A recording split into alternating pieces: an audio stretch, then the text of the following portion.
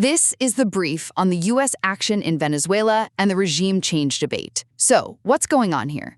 The whole discussion is basically exploding over an alleged U.S. military operation to capture Venezuela's leader, Nicolás Maduro. And that's kicked off this huge fight about the legality and, the real consequences of regime change. First, you have the supporters. They argue the mission was completely justified. They describe Maduro as a communist dictator and an alleged narco-trafficker, wanted by around 60 countries.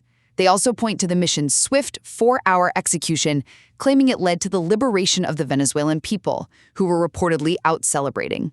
Second, you've got the critics.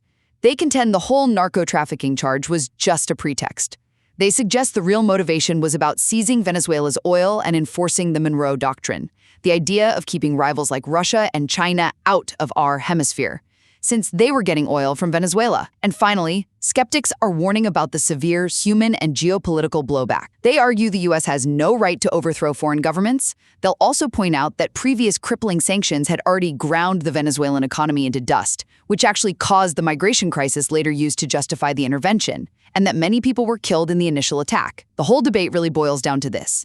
Is it strategically justified to topple an illegitimate dictator who helps U.S. rivals, regardless of the potential for a future catastrophe?